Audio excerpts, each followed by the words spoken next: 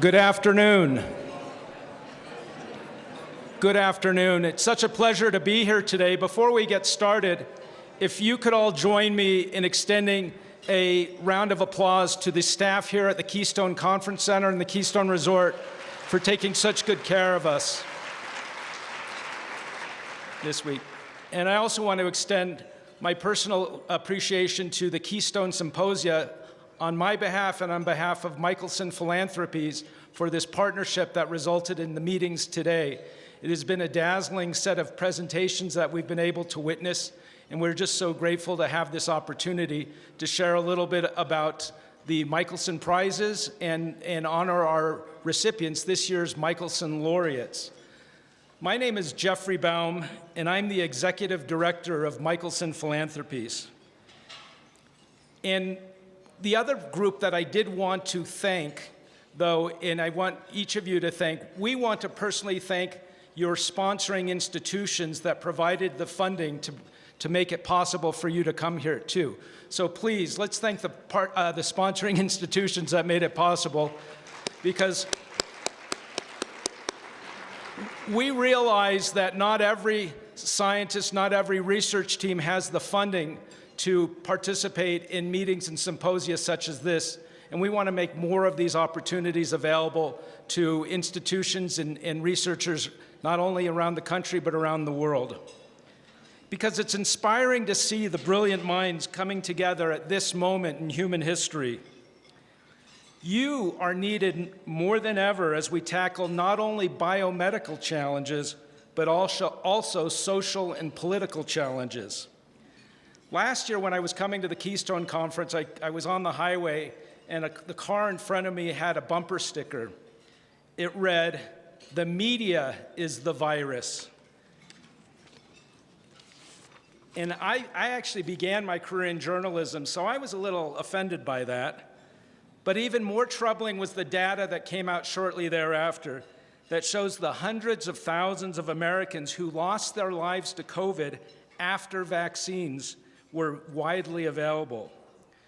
We have so much work to do, both in the research labs in which you toil, but also in the communities in which where we live. Michelson Philanthropies was started by Dr. Gary Michelson to do just that. We have 4 foundations. They focus on medical research, education, equity, and animal welfare. I don't know if you saw the news, but just this week, research funded by our Animal Welfare Foundation generated worldwide attention for a breakthrough that was published in the journal Nature about using gene therapy through a single-dose injection to sterilize cats rather than having to depend on spay-neuter surgeries. This will be revolutionary in dealing with wild animal populations, in feral cat populations.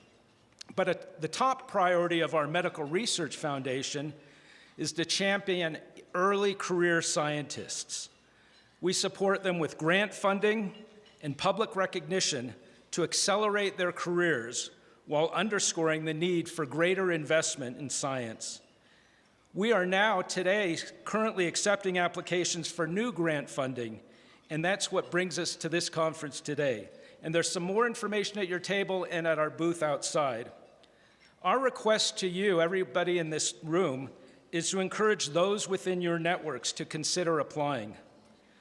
Together with our partners at the journal Science and at the Human Immunome Project, we're eager to find and fund young researchers around the globe who focus on immunology and vaccine research. And on behalf of Gary and Michelson and his wife, Alia, today we're here to honor this year's Michelson laureates. Gary Michelson is the driving force behind this effort. He is a board-certified orthopedic surgeon and an inventor who revolutionized spinal surgery by developing hundreds of new therapies and tools. After selling his portfolio of patents in 2005, he devoted himself full-time to philanthropy. He's in Los Angeles today, so he sent us a message via video that we're able to share with you right now. Good morning. The Michelson Medical Research Foundation is honored to partner with Keystone to recognize the recipients of this year's Michelson Prizes and research grants. These awards acknowledge creativity and brilliance, two of the traits essential to making the great leaps needed to advance biomedical research.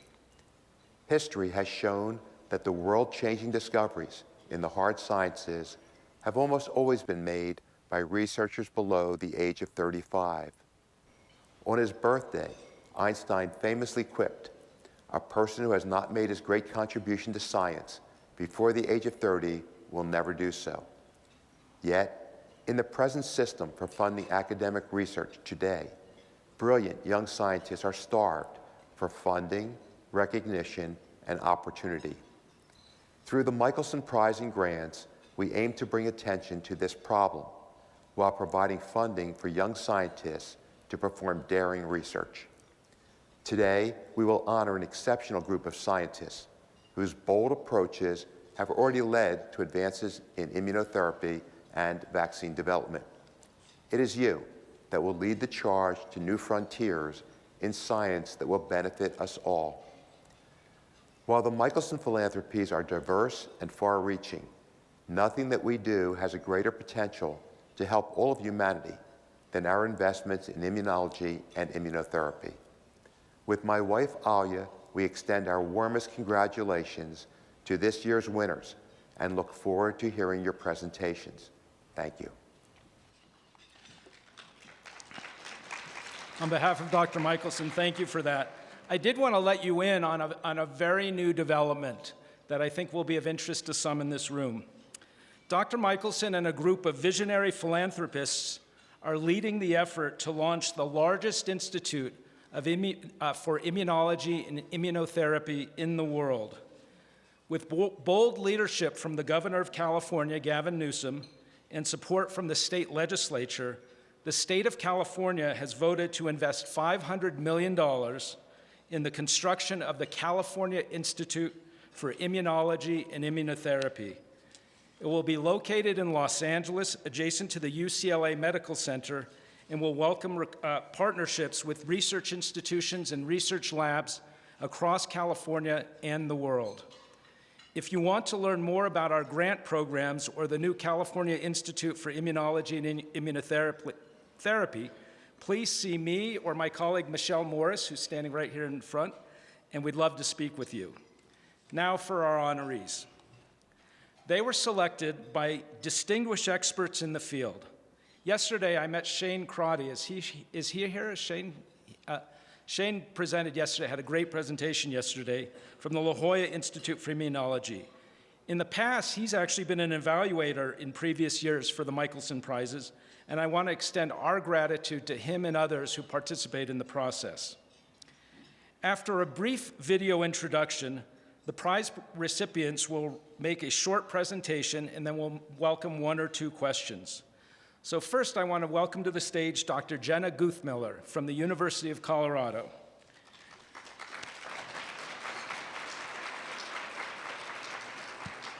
Dr. Guthmiller is the recipient of a $150,000 Michelson Next Generation grant presented in partnership with the Human Immunome Project. Let's play the video and we'll tee up the presentation. My name is Jenna Guthmiller, and I am an assistant professor within the Department of Immunology and Microbiology at the University of Colorado Anschutz Medical Campus. I received the 2022 Michelson Prize with my proposal entitled Mapping Pre-Existing Mucosal B-Cell Specificities Engaged by Potential Universal Influenza Vaccines. My passion for immunology stems from my childhood, where one of the earliest memories I have was vaccinating animals on my family's dairy farm. The idea that we could give a dead or weakened version of a pathogen that could provide protection against something that would otherwise make the animals sick was fascinating to me and has left a lifelong impact on my desire to understand how to limit infectious disease burdens. My research group is investigating how broadly protective immunity develops against influenza viruses and how vaccines can preferentially and robustly induce these protective responses. The current project is focused on dissecting how immunity within the respiratory tract differs from that within the blood, and how potential universal influenza vaccines can engage broadly protective immunity within the respiratory tract.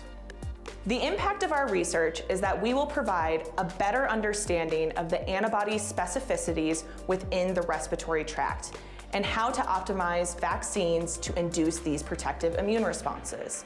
This study has direct implications for human health, as it'll inform how to design mucosal vaccines that can provide protection at the site of influenza virus infection. The Michelson Prize allows me to expand our research into the field of mucosal immunology, which will undoubtedly lead to new research directions within my laboratory, as is our current understanding of mucosal antibody responses against respiratory pathogens is limited. This prize allows us to develop new tools in collaboration with clinicians to study antibodies against influenza viruses at mucosal sites, which will help move our science from the bench to the bedside. All right, I think that's my cue to start, and I will say that I hate hearing myself talk. So first off, I just want to thank the Michelson Foundation for selecting my application for funding, and this has really just been a great opportunity to meet lots of people and just get the acknowledgement from the B-cell community that what we're on is a good track. And so just briefly, I am at the University of Colorado. I took this picture shortly after I moved here last year to start my lab. This is about 40 minutes south of here. It's the Chicago Lakes Trail. If you have any time, I would highly recommend it. It's a gorgeous, gorgeous trail. So just briefly, I want to discuss, what are the current challenges that we're facing when it comes to generating broadly protective humoral immune responses against influenza viruses. And there's multiple things that are working against us in this fashion. The first is that influenza viruses are incredibly antigenically variable, in that there are multiple types that can cause significant morbidity and mortality, and these are influenza A and influenza B. And amongst those influenza viruses, there are multiple subtypes for influenza A and lineages for influenza B. The other major problem is that these viruses rapidly evolve to evade our antibody responses, specifically through these processes known as antigenic drift, where they mutate, or antigenic shift, where they can actually exchange their genetic segments to make new viruses. And that's typically how pandemics start. The other issue that we face, and some talks in the last few days have really highlighted this, is this issue of immunodominance. And what we see in the influenza field is that for whatever reasons, we prefer to generate antibody responses against those parts that like to mutate, as opposed to those that are well conserved. And then in addition to that, we've more recently identified that when there are conserved epitopes, and we do generate responses against them, we prefer to target ones that are not protective as opposed to those that are protective. And then the last thing I want to highlight is this concept of original antigenic sin. I think it's a little bit of a misnomer, so I prefer the term imprinting. But really, what this means is that we tend to use past or immunity from past exposures to influence future immune responses, which ultimately comes down to reusing old memory B cells to combat new viruses. But this means often those antibodies are lower affinity because they're slightly mismatched. But this process is also the thing that provides us with broadly neutralizing B cells. And ultimately, this pre-existing humoral immunity can shape how we respond to influenza viruses. But kind of a combination of these three factors is what leads to our generally low seasonal vaccine effectiveness. So how do we generate better influenza vaccines? And how do we generate these universal flu vaccines? So currently, our flu vaccines are these strain-specific. So we're really just trying to target what is currently circulating or what we predict to be circulating. But really to get to something more universal in that we can target all of the viruses within a subtype or multiple subtypes, we need broadly protective antibodies, because this is the major correlate of protection. And as far as the influenza hemagglutinin or HA structure, I just want to highlight that there are two domains to this, the head and then the stalk domain or the stem domain. And what you'll notice just from this image, or these images, is that that stalk domain is much more highly conserved than that of the head domain, which maybe serves as a good target for a universal flu vaccine. But as I mentioned, it's really hard to generate these antibody responses in humans. So the question that we've been addressing is, what is the specificity, function, and breadth of these broadly protective antibodies, and how can they be induced by vaccination? And so just briefly, my work during my postdoc has identified, and many other groups, I can't say I've found all of these, by any measure. But largely for influenza or H1 specifically, we've identified that there are 5 broadly protective epitopes, both on the head and on the stalk domain. And the way that we have largely identified these, both when I was a postdoc, now as an independent faculty, and then others in the field, is by generating monoclonal antibodies. And the main populations that we focus on for making these monoclonal antibodies is this plasmablast population that comes up shortly after infection or vaccination, as well as memory B cells that come out after vaccination or infection. And so really these monoclonal antibodies provide this opportunity to interrogate epitope specificity, breadth, and function of how people are responding to vaccination or infection. And so the question that we posed was, how can vaccination recall memory B cells against these broadly protective epitopes that I've highlighted?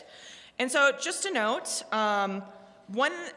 so going into my postdoc lab, I was very fortunate to have access to lots of really interesting samples.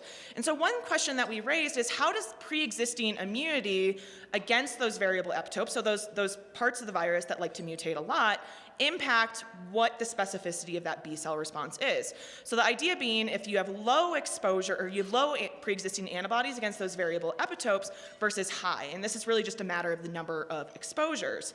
And what was really nice about this was the 2009 pandemic, where we essentially got a new influenza virus where those variable epitopes were dramatically different, but those conserved epitopes were quite well conserved.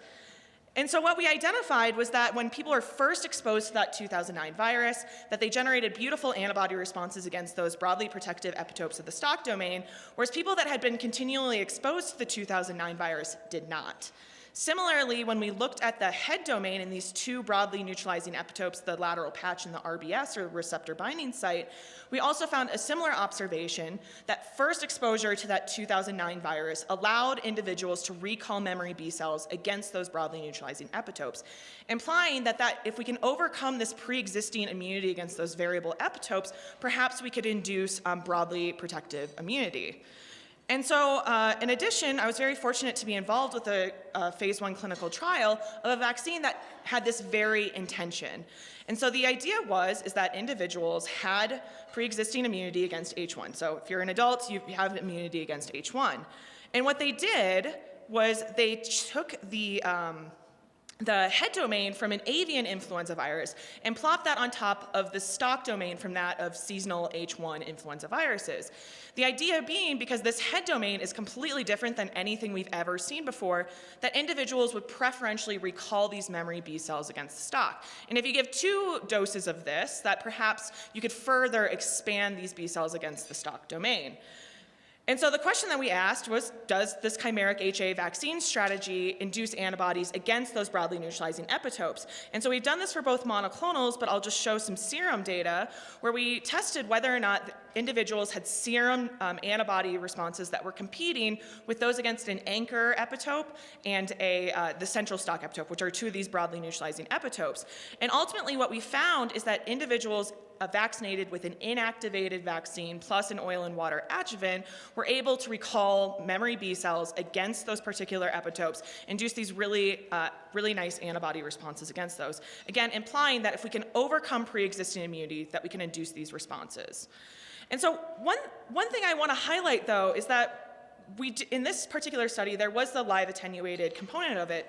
And unfortunately, we were looking in the blood for antibody responses, but we never really understood if there was anything going on at these mucosal sites.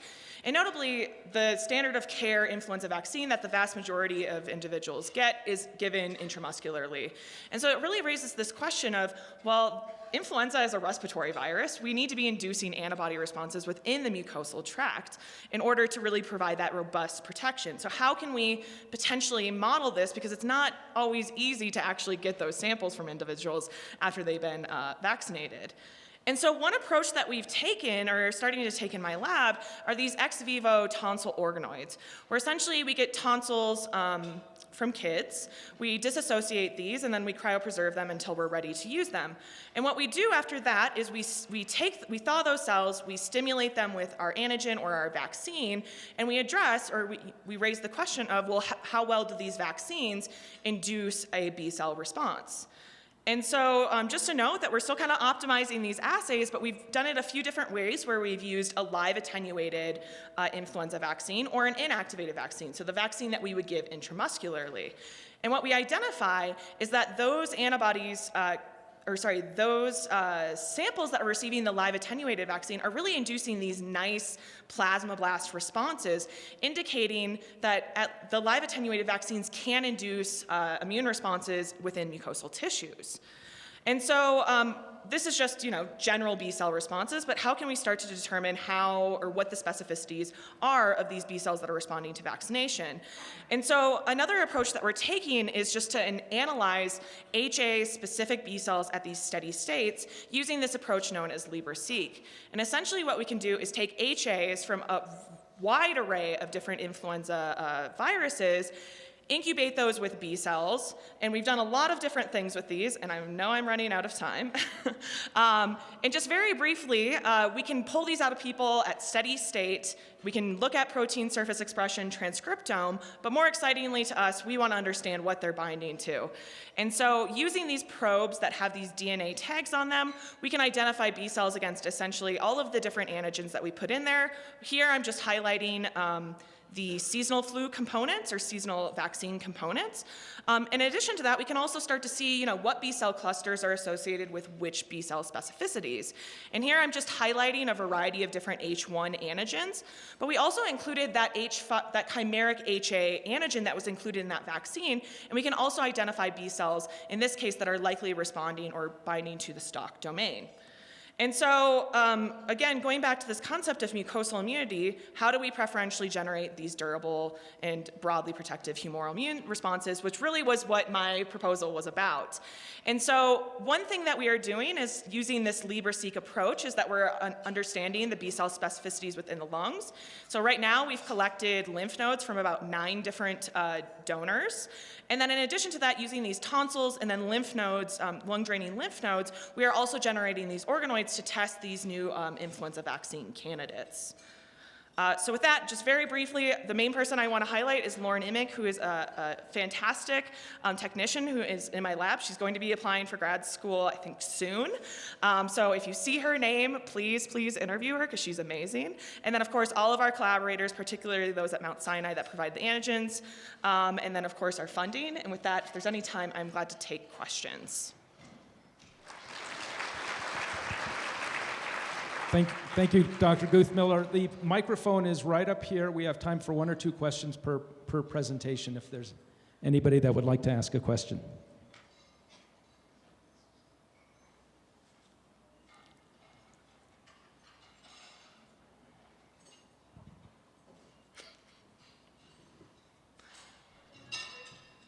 Is this on? Yeah, okay, great. Thank you so much. It was such an interesting talk. When you do the LibreSeq of your B cells, is this from vaccinated individuals? Yeah, so these are just blood from people at steady state, so not after vaccination or anything. So we're able to recover a couple thousand cells that are HA specific from people just at steady state. Cool, and do you mainly pull out memory B cells or also plasma cells? Yeah, so I didn't highlight it, but we did get one tiny little cluster that seemed to be plasma cells, and so we're trying to understand if those were just contaminants. But when we do look at the LibreSeq data, they are coming back actually quite high for some of the antigens, so we're trying to dissect that further. Cool, thank you so much. Thank you, Dr. Guthmiller.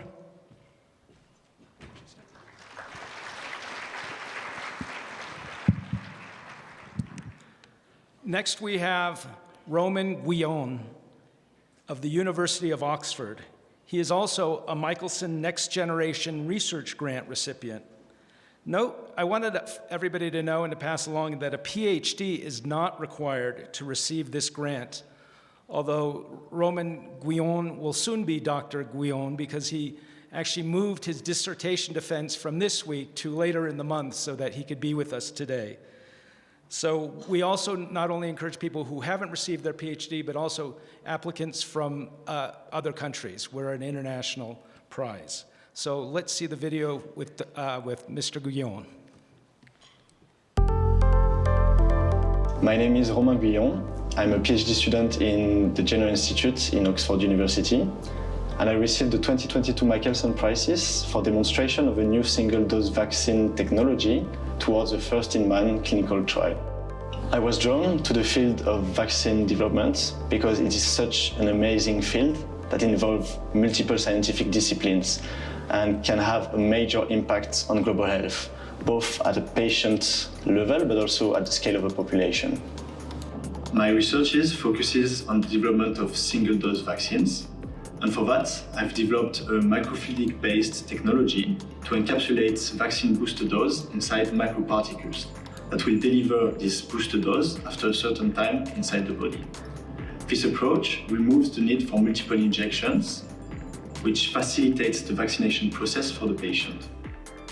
The impact of my research is to improve vaccination coverage, in particular in countries where the access of medical facilities is limited.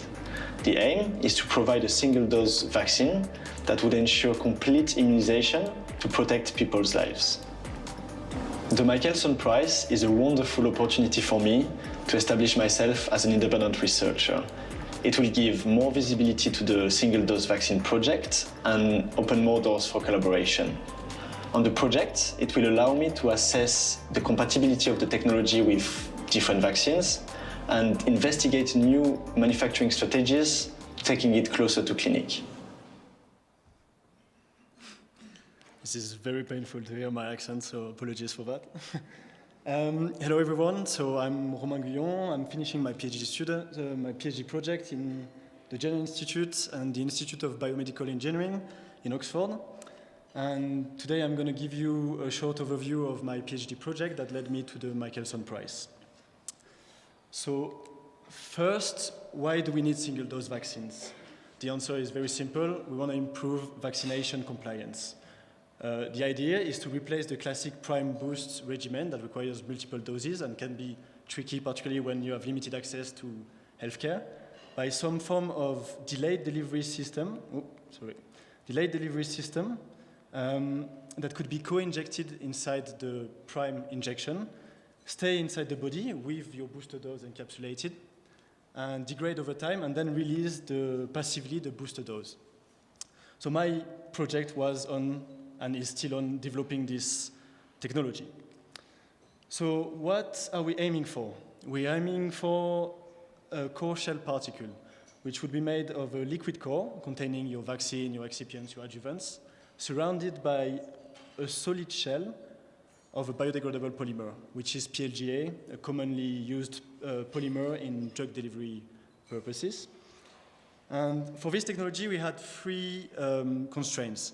First, we wanted it to be injectable, so it had to be between 50 and 100 microns in diameter to make sure that we could pass it through a needle, so we could inject it, while being too big to be uptaken by any cells, so it remains a passive system. We want the production to be uniform and continuous to be able to scale it up. And finally, we wanted to be able to tune the technology to different delays of delivery to adapt it to different vaccines.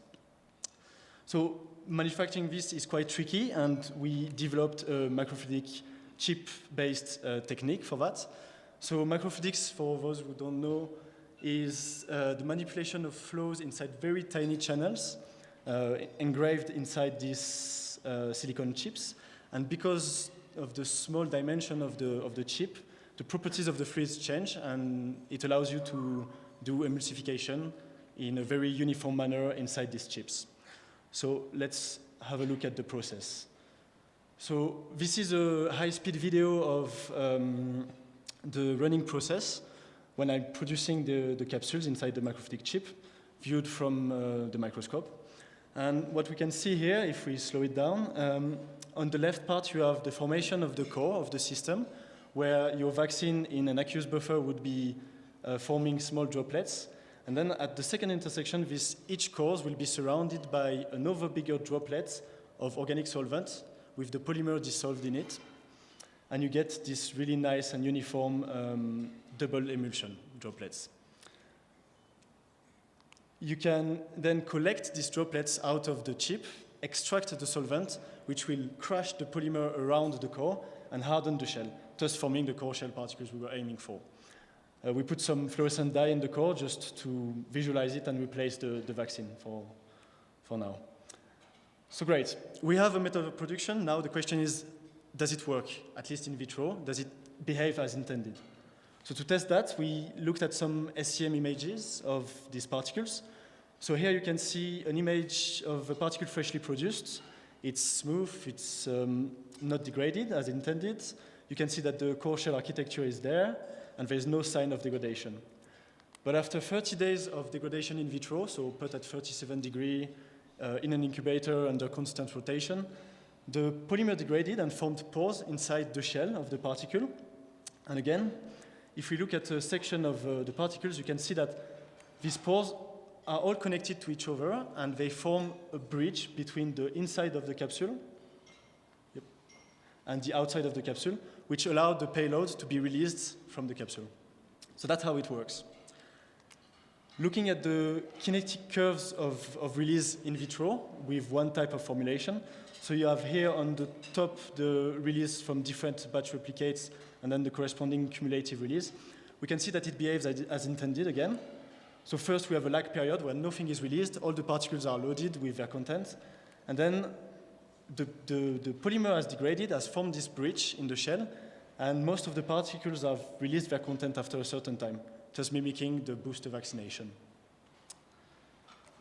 By changing the formulation of the polymer that we use for the shell, we can actually change the delay of release, so either by increasing the molecular weight of the PLGA, which will increase the delay, or even by changing the lactic content, which will increase it even more.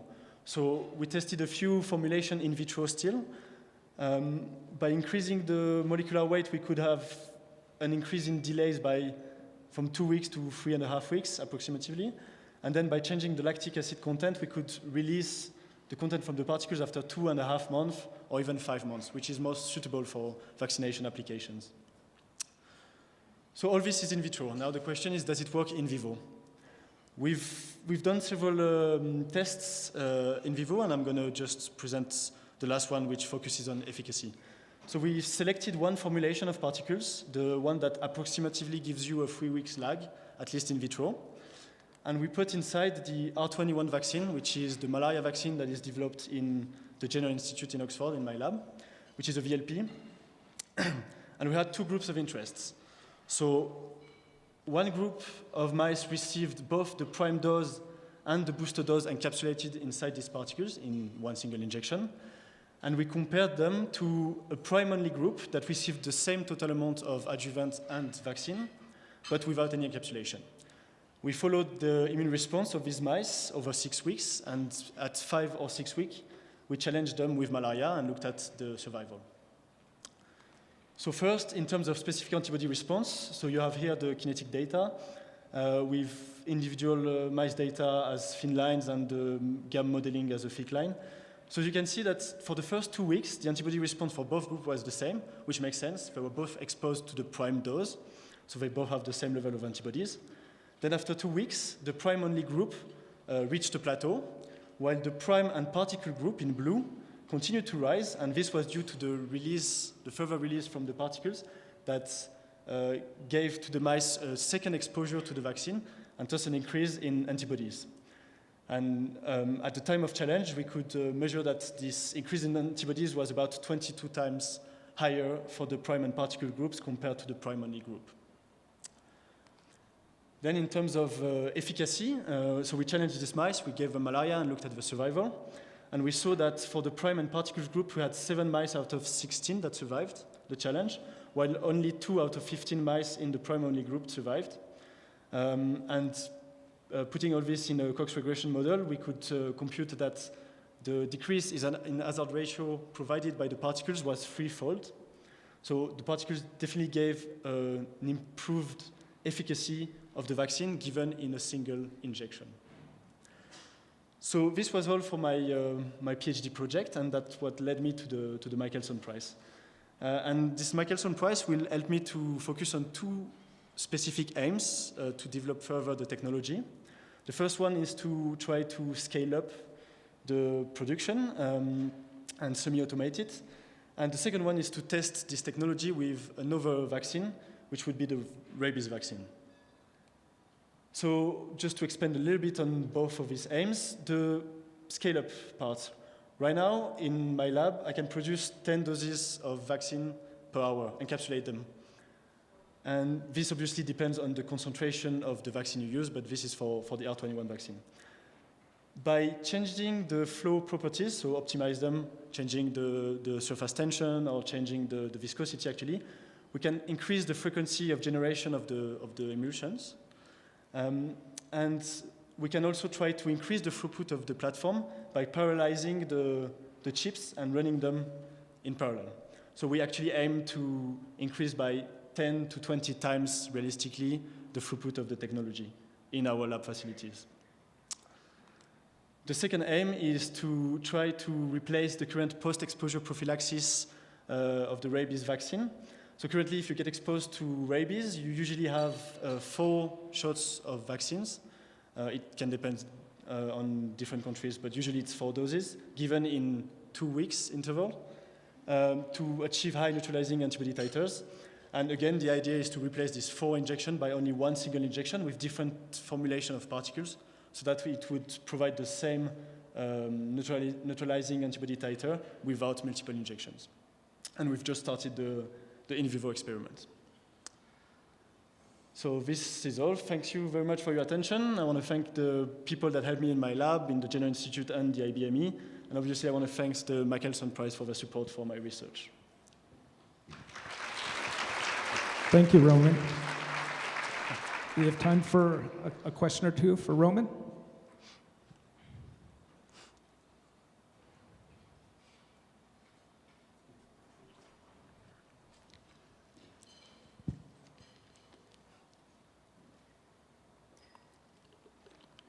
Hi, great work.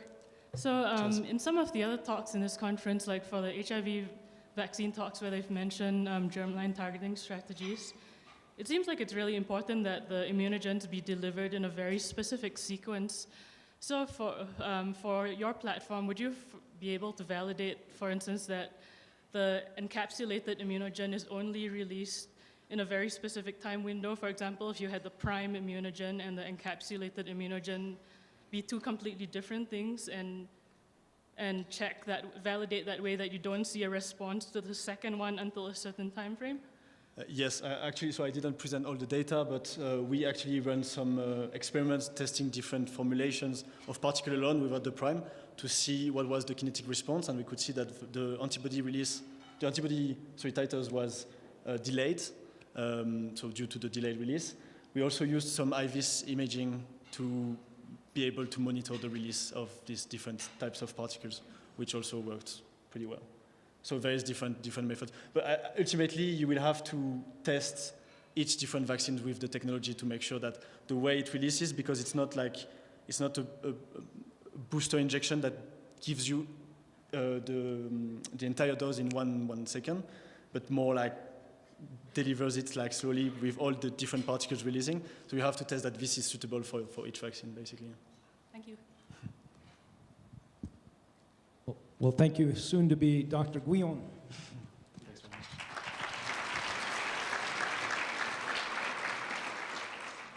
much. I'll use this one. Next, please welcome Dr. Brittany Hartwell of the University of Minnesota. She is also a Michelson Next Generation Research Grant recipient. We first met Dr. Hartwell at the Keystone Symposia last June, which is where she first learned of the Michelson Prizes. So please look around at your table because we hope a future honoree is in the room with us today. So now let's go to the video about Dr. Hartwell. My name is Brittany Hartwell. I'm an assistant professor of biomedical engineering at the University of Minnesota, and I was awarded the 2022 Michelson Prizes for my work on engineering albumin hitchhiking intranasal vaccines with enhanced transmucosal uptake to promote immunity. I was drawn to the fields of biomolecular engineering and immunology due to my combined interest in medicine and engineering problem solving. It was as a graduate student that I became fascinated with immunology, the sophistication and interconnectivity of our immune systems, and especially the possibilities for using engineering and drug delivery to intervene and direct the immune response. Overall, my lab's research in immunoengineering combines perspectives from biomolecular engineering, drug delivery, and immunology to develop safer and more effective immunotherapies and vaccines. To combat long-standing epidemics such as HIV and persisting threats such as SARS-CoV-2 and its continually emerging viral variants, immunization strategies are needed that elicit immune protection at mucosal portals of entry to halt transmission. However, traditional injected vaccines typically elicit poor mucosal immunity, and only a small number of mucosal vaccines have reached licensure, most of which are based on live attenuated pathogens. And this is largely due to poor uptake and drug delivery across mucosal barriers. Thus, our work on developing albumin hitchhiking intranasal vaccines that can more efficiently deliver vaccine components across mucosal barriers has the potential to address an urgent unmet need for effective mucosal vaccines against a broad range of infectious diseases. The Michelson Prize will help with my future research and career by providing critical funding to help launch my independent lab's research on intranasal vaccines that use this strategy of albumin hitchhiking for enhanced uptake across mucosal barriers. Importantly, the recognition of this award will bring exposure to the significance and relevance of mucosal vaccine research and to the work my lab is doing in this area.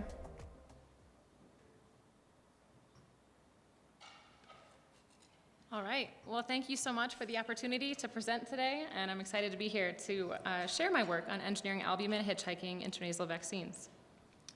So as mentioned, to combat long-standing epidemics such as HIV and persisting threats such as SARS-CoV-2, we need immunization strategies that can elicit protection at mucosal portals of entry. Transmission of many pathogens ranging from HIV, SARS-CoV-2, influenza, CMV, we know occur primarily by mucosal routes, requiring both systemic and mucosal immune responses for effective protection as a front line of defense. Yet, most traditional parenteral vaccines that are injected are not great at activating immunity in the mucosal sites of transmission.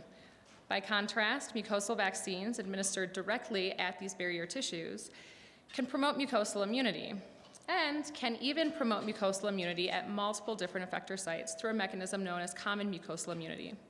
Activation in the nose, for instance, can promote immunity in distal sites like the genitourinary tract, as well as local sites like the respiratory tract by triggering homing of activated immune cells. So this illustrates how we could use a common mucosal inductive site through intranasal administration to protect against different pathogens such as HIV and SARS-CoV-2. Yet, although well motivated by the biology of mucosal immunity, delivery of vaccine components across mucosal barriers has been a major challenge for mucosal vaccine development. And as a result, only a few are licensed for use in the clinic. Uptake into underlying mucosal-associated immune tissues, like the nasal-associated lymphoid tissue, is impeded by multiple factors, mainly the mucus, and these barriers to uptake. But while mucosal barriers are very good at keeping most vaccine components out, we know that albumin, a naturally occurring serum protein that's found in the blood as well as the mucus, is very good at getting in. And it does this by binding to the neonatal Fc receptor, FcRn, expressed widely on mucosal epithelial cells. And it's transcytosed across the mucosal epithelium into the underlying submucosa. We also know that albumin acts in vivo as a fatty acid transporter, bearing multiple lipid binding sites. So we thought, what if we can create a vaccine that takes advantage of this property, takes advantage of the lipid binding property, and we use it as a chaperone to effectively hitchhike across mucosal barriers to get to the NALT. And then by concentrating our vaccine, and specifically vaccine antigen, in the NALT, we can activate key immune cells, like B cells and T cells, which then mobilize a frontline immune defense of resident immune cells in the mucosal tissues, along with mucosal antibodies, like Jenna was talking about, that can neutralize or otherwise stop virus before infection takes place. The overarching goal of my Michelson Prize work is to explore this strategy as a way to better create infectious disease vaccines.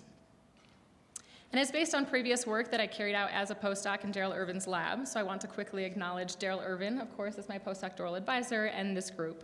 And multiple people in this picture are here today. So I first set out engineering protein amplifier vaccines that could protect against HIV with the goal of activating mucosal humoral immunity in the genitourinary tract where HIV transmission primarily takes place. And we were using the model, as a model B-cell protein antigen, this GP120 EOD Padre from the envelope. And we conjugated this to the amphiphile platform, which consists of a lipophilic diacyl tail joined to a hydrophilic polyethylene glycol linker. And this amphiphile platform endows the molecule with the ability to bind to albumin through one of its lipid binding sites, exploiting its role as a fatty acid transporter, and we hypothesized enhancing its uptake across the mucosa. So our first question was, does this amphiphile modification actually promote uptake and retention in the nasal passage? So we immunized mice intranasally with fluorescently labeled AMPH EOD or fluorescently labeled control protein, so just the soluble protein in the absence of any modification, and also adjuvanted this with a saponin MPLA nanoparticle adjuvant, SMNP, which is broadly known here in Daryl's lab. And we looked at uptake in the nasal passage by IVUS, so here you're looking at uptake in this region of interest in the underside of the nasal passage, and you can see in the control protein, the soluble protein, within about 24 to 48 hours, that protein is entirely cleared from the nasal passage. In contrast with the amphiphile vaccine, we still saw vaccine signal out to 11 days, and in fact, we saw no significant reduction of vaccine signal for 3 days. And quantifying these signals, we could see that we had significantly enhanced total accumulation of our vaccine from this simple amphiphile modification in the nose. So we were evading mucosal clearance. We wanted to know if this was actually FcRn independent. And so we repeated this study now with FcRn knockout mice that lacked the expression of the neonatal Fc receptor. And here again, we saw significantly reduced uptake of the amphiphile vaccine in FcRn knockout mice, supporting this FcRn independent uptake mechanism. We then wanted to take a closer look at whether the vaccine was actually getting up into the mucosal epithelial tissue layers. So we took histological cross-sections of the mouse nose and then imaged the vaccine by fluorescence microscopy. So first, I want to show you this top row, which is the soluble control protein. You can see that in this cross-section of the mouse nose, the vaccine is mostly trapped in the airway, actually in the mucus here, labeled with M, and we see minimal deposition on the epithelium, and out at 24 hours, you can see that the vaccine is notably absent. But with the amphiphile vaccine, we saw really striking deposition layering on the epithelium, and then uptake into the underlying lamina propria, labeled here with LP. And at 24 hours, you can see that even better in this closer cross-section, where we see actual uptake in these vesicles into the underlying submucosa from FcRn transcytosis. Interestingly, we still saw some deposition on the epithelium with FcRn knockout mice, but when you take a closer look, notably that transcytosis and uptake into the underlying submucosa is absent because we don't have the FcRn uptake. So we saw this enhanced FcRn-dependent uptake, and then our next question was, is this enhanced mucosal uptake actually leading to vaccine localization in the nasal-associated lymphoid tissue?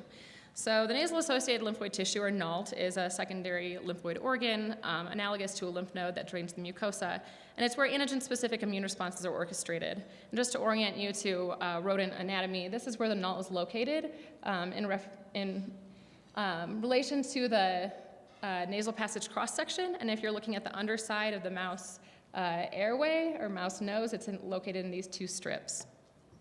So first, we saw enhanced uptake in key antigen-presenting cell populations with our vaccine at 1 and 4 days post-immunization with our in macrophages, B cells, dendritic cells, and then this led to enhanced germinal center responses. And I don't think I need to provide a background on GC responses. We've had many beautiful talks here on the importance of GCs and how they're a training ground for a high-affinity antibody response. We saw enhanced antigen-specific germinal center B cell responses and total germinal center B cell responses, as well as follicular helper T cell responses in an FcRn-dependent manner with our amphiphile vaccine. And sure enough, this led to a more robust longitudinal humoral response. So we immunized mice intranasally again with our AMP EOD or soluble ERD, this time with a EOD, this time with a cyclic dinucleotide adjuvant. And we saw significantly greater serum antibody responses, both IgG and IgA, with our amphiphile vaccine. And more exciting, we saw significantly enhanced mucosal responses in the genitourinary mucosa, again, clinically relevant for the site of transmission of HIV. Both vaginal and rectal out over 35 weeks, so this response was sustained over 3 to 4 logs greater humoral response with the amphiphile. And over 1 year post-immunization, so 10.5 months since these mice had seen antigen, we still saw the presence of significant antigen-specific secreting IgA plasma cells in the vaginal mucosal tissue, which was really encouraging. So we wanted to see if this could also be translated to other disease settings. So we tried making an amphiphile vaccine for SARS-CoV-2, which of course has different mucosal sites where we want to establish that humoral protection. And in this case, we conjugated the receptor binding domain portion of the spike protein onto our amphiphile platform in collaboration with Chris Love's lab at MIT. And we looked across both serum and multiple different mucosal tissues, so both systemic and mucosal compartment. And we saw here, again, striking enhancement of serum antibody responses, both IgG and IgA, from our AMP-RBD immunization. But more importantly, we saw significantly enhanced antibody responses in the mucosa, in the saliva, the nose, and the lungs, which are, of course, clinically relevant for SARS-CoV-2. More exciting was we saw significantly enhanced neutralizing antibody responses, which we know are more indicative of functional immune protection, over 1,500-fold greater neutralizing antibody responses in the blood, and then also over 50-fold greater neutralizing antibody responses in the nose, and enhancement in the lungs, the bronchoalveolar lavage. And to date, this particular site in the nose, this has been a really challenging site to elicit this type of neutralizing antibody response with vaccines in development. So I think these results are really exciting and speak to the translational potential of this work. So I want to really quickly summarize and just say employing this AMP vaccine to deliver antigen across mucosal epithelium is a promising strategy to promote mucosal immunity. And going forward, the overarching goal of my Michelson Prize work is to continue developing and investigating this molecular platform and this mechanism of enhanced FcRn-mediated uptake to create better infectious disease vaccines. We'll start by synthesizing a library of candidate amphiphile vaccines with different types of immune cargo. Both different types and sizes of immune cargo, then evaluate transmucosal uptake using imaging in parallel with mucosal immune responses, and finally correlate these properties and behaviors with functional immune protection. So to date, this platform has been investigated with HIV and SARS-CoV-2 antigens that are both protein monomers of about 20 kilodalton. Investigating this platform now with antigens of varying molecular weight, ranging from peptides to larger protein trimering antigens, and defining compatible antigen molecular weight limits will now expand the translational potential of this platform to a range of other diseases. Similarly, conjugating adjuvants into the amphiphile platform to facilitate spatial and temporal co-delivery of antigen and adjuvant should improve the safety profile and efficacy of this vaccine strategy. We'll then evaluate transmucosal uptake using the imaging methods I covered earlier with a goal of defining this relationship of intranasal FcRn-mediated uptake as a function of cargo molecular weight. In parallel, we are looking at multiple aspects of the mucosal immune response, including germinal center responses in the NALT, resident antigen-specific B-cell and T-cell and plasma cell responses in, for example, the nose, and antibody responses in the mucosa. Microbial environment also plays a significant role in the mucosal immune response, yet is often overlooked in preclinical development of mucosal vaccines, as studies are typically carried out, as we know, in specific pathogen-free mice. So we'll also be evaluating these responses in both clean SPF mice, but also dirty mice, using the University of Minnesota's unique dirty mouse colony core facility. And my last slide here is that we'll also be looking at functional immune protection. So I hypothesize that this enhanced transmucosal uptake of AMP vaccines will lead to greater functional immune protection against viral challenge by establishing resident immunity in the mucosa, especially the upper respiratory tract. And specifically, by localizing antigen in the NALT, the nasal-associated lymphoid tissue, will be able to establish greater affinity and greater breadth of antibody responses. So to conclude, I propose that the conjugation of antigens with this simple albumin-binding moiety will present a simple and robust approach to overcome a major obstacle to the development of mucosal vaccines. And I'd just like to finish with acknowledging my relatively new lab group at University of Minnesota in the Hartwell Immunoengineering Lab and my awesome grad students, as well as, of course, the Michelson Medical Research Foundation, the Human Immunome Project for funding this work and for giving me the opportunity to present today. And shameless plug, if you're looking for a postdoc, come talk to me. Thank you so much. Thanks so much, Dr. Hartwell. We have time for one or two questions.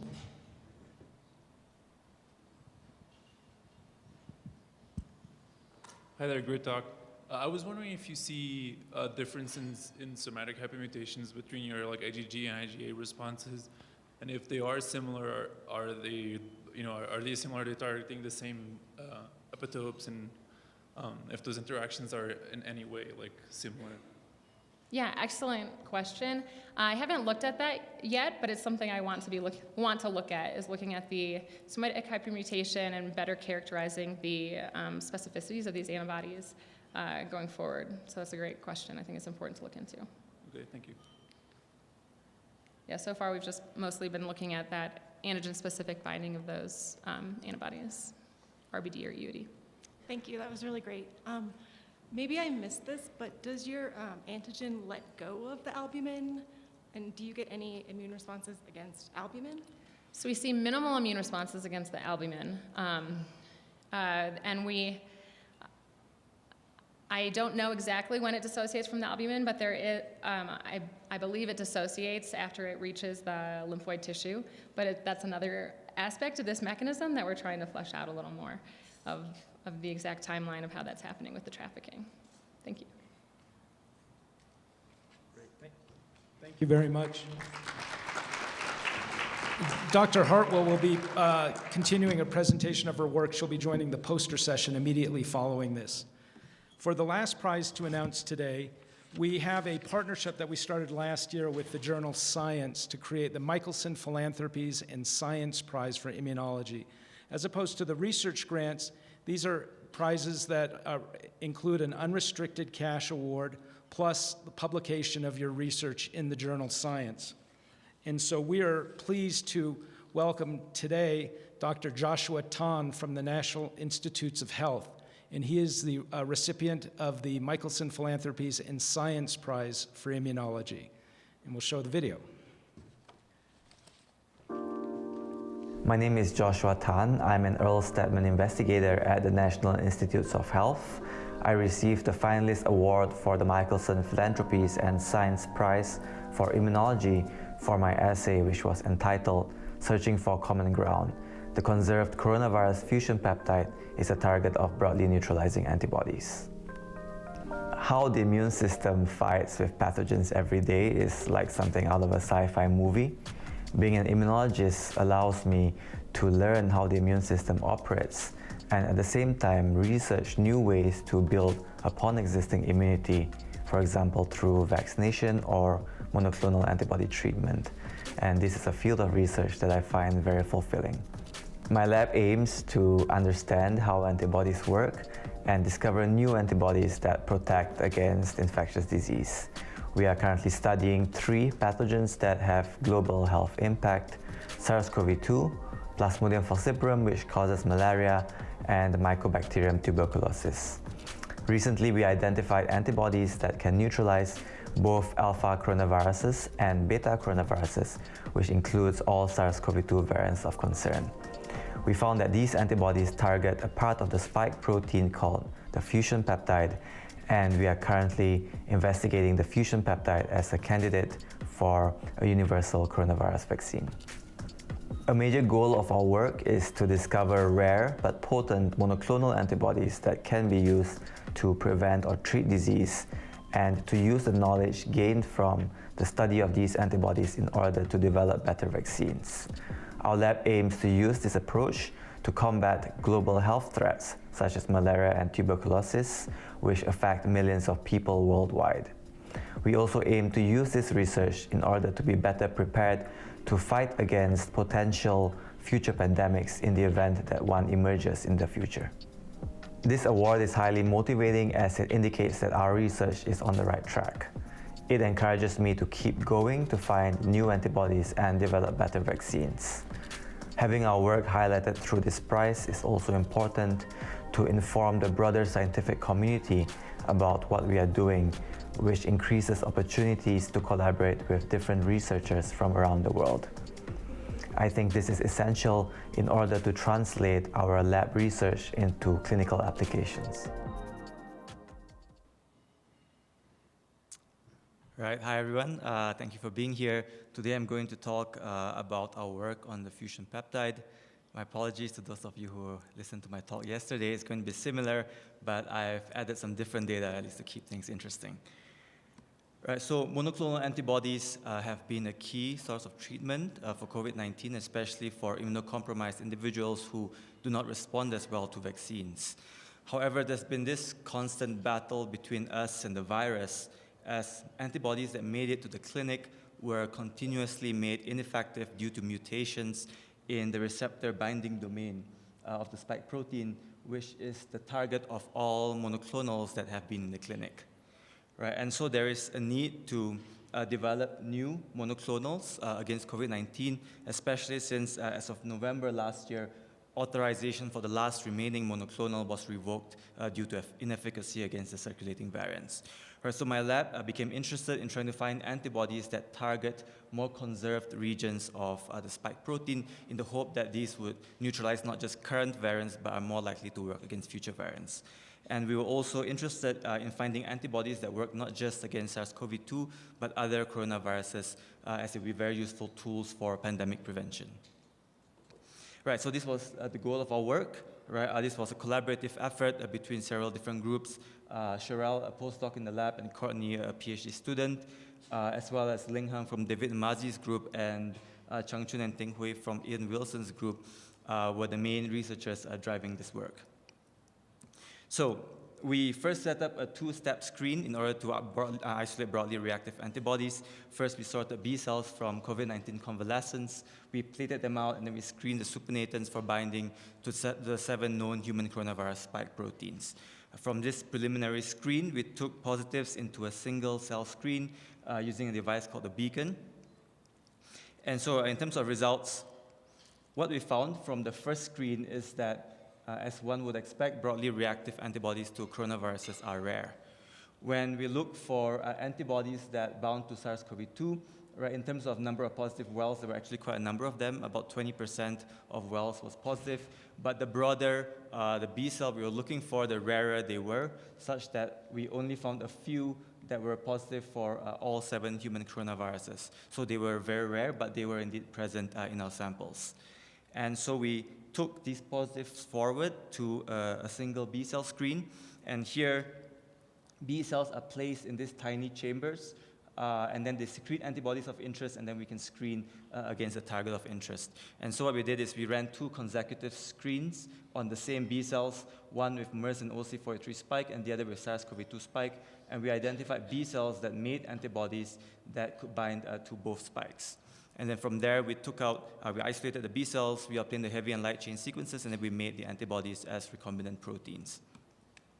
So in total, we obtained 61 antibodies that were broadly reactive, and we were particularly interested in this small group on the right, 6 antibodies that were broadly reactive, not just to different beta coronaviruses, but also alpha coronaviruses, and some of them also reacted with a delta coronavirus.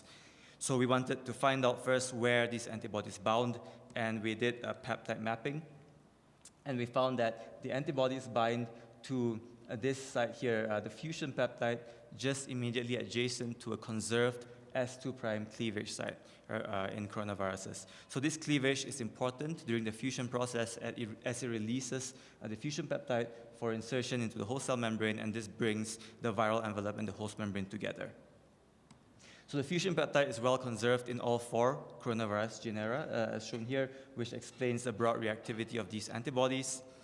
And when we looked at neutralization, we found a few antibodies, in particular 4462 and 4479, that were broadly neutralizing. They could neutralize both beta coronaviruses, such as CoV-2 and CoV-1, as well as alpha coronaviruses, such as NL63 and 229E. What intrigued us about this result is that not all the coronaviruses were equally not all the antibodies were equally neutralizing, even though they all bound to the same region of the spike protein. Right? And so to answer this question, first we thought maybe it's differences in affinity that drives the difference in potency. So we tested binding of Fabs made from these antibodies to SARS-CoV-2 spike as well as to the S2 subunit. And we found that it is not affinity that makes the potent antibodies better, since you can see that the top 2 antibodies here did not have higher affinity for either spike or S2 compared to those that were less neutralizing. So to dig in a bit deeper, we performed an alanine scan of this region in the context of the whole spike protein. And here we found that there was one residue that stuck out to us, R815, arginine 815, which is also the S2' cleavage site. So it is functionally important for the virus. And we found that the broader neutralizing antibodies relied on this residue as can be seen here in this 2D plot. Right? So these antibodies here, they were broader in their neutralization profile, and they also needed this R815 residue. So since this is important in fusion, we hypothesized that these antibodies could inhibit the fusion process. And indeed, you can see that the top 3 neutralizers here, in particular, were good in inhibiting fusion mediated by SARS-CoV-2 spike and ACE2. However, structural work done by Ian Wilson's group showed that these antibodies cannot bind to the pre-fusion form of the spike, which is the dominant form on intact variants. And so they need a conformational shift in the spike structure before they can go in and then carry out their function. Of course, we were interested in finding out if these antibodies could neutralize SARS-CoV-2 variants of concern. So shown here is data up to XBB 1.5, and we found that the antibodies can neutralize all the variants similarly, which is not surprising given that the sequence of the fusion peptide is identical in all of the variants that have come out, of concern that have come out so far. Right? A caveat here is that the antibodies have lower potency compared to some of the best RBD antibodies that have made it to the clinic. Right? We can see that these antibodies have an IC50 in the low microgram per mil range. Right? So there does seem to be a trade-off between breadth and potency in these anti-spike antibodies. Right, so we were interested in testing the antibodies in vivo. So this was a prevention study with ancestral SARS-CoV-2 done by our colleagues at the IRF and NIAID. And what they found is that 4479 was more potent than 4462 in terms of reducing weight loss caused by the virus infection, as well as pneumonia based on this pathology score. Right, so now we are working with colleagues both in academia and industry to evaluate these antibodies to see if they are suitable for clinical development. Finally, you may be wondering if you have these antibodies, right, since most of us have been infected or vaccinated or both at some point. And so we collaborated with Susan Moore, who has a cohort who were vaccinated with the Moderna vaccine, and different samples were taken after vaccination. And overall, we found that there is a very poor response to the fusion peptide. There was a slight increase after the second dose, but then this decreased, and then there was no real change after the booster. We also looked at individuals who were just infected without being vaccinated. There were some who had higher responses, but overall, both vaccination and infection induced low levels of antibody responses to the fusion peptide. So if we want to target it specifically and generate antibodies against this site, we would probably need a more peptide-directed approach. All right, so to conclude, we found antibodies that are broadly neutralizing the target of fusion peptide. 4479 in particular limits disease in a hamster model, and the fusion peptide is a promising candidate for developing broad immunity against coronaviruses. Right, so I just want to thank members of my group, in particular Cheryl and Courtney, as well as our various collaborators, and of course Michelson Philanthropies and Science for this award and the opportunity to present here today. And thank you for your attention. Thank you, Dr. Tan. While we're waiting to see if anybody has a question, I wanted to point out that the Michelson Philanthropies and Science Prize portal is open now as well, and that continues through September 30th, and we'd encourage everybody to apply. We had a question. How much antibody you inject with the mice and you repeat the question? Oh, okay. So, yes. So this is, you can say 16 mg per kg. This was injected IP. We've gone down, we've tested against Omicron, now we've gone down to 4 and 1 mg per kg. We see similar results with 4 against Omicron, but then once you go lower than that, it drops off. One dose, single dose, yes. Second question is, what kind of a strain you use? You use multiple strain of the coronavirus, or just one strain you tested? So first experiment with, okay, so the question was, which strain of virus was used, right? Whether multiple strains or single strain. So in this experiment, it was just ancestral strain, single strain. The second one, which I didn't show, is Omicron BA2. Hi there, great talk and congrats on your award. I was wondering if you think, these antibodies are like extremely broad, but they lack in potency. And do you see a world in which you can engineer these antibodies to obtain a little bit more a little bit higher potency, or do you think the lack of potency is inherent from like the way the antibodies are binding to that epitope and maybe the inherent flexibility of the peptide? sequence that it's binding to? Yeah, so that's a great question. We are trying to work on mutating the antibody to try to increase affinity, hopefully increase potency. We're not sure, right? I think there is this inherent issue that you mentioned where it may need a change, so there may be a limited time window in which it can act, which may limit potency. But we're going to try anyway and see if we can do it. Cool, thank you. Well, thank you, Dr. Tan. If you could stay here on stage, and if I can invite Romain, Brittany, and Jenna to come up.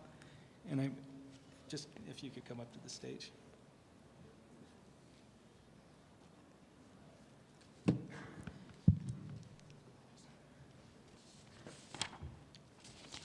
Colleagues, thank you for joining us today, and please join me in congratulating this year's Michelson laureates.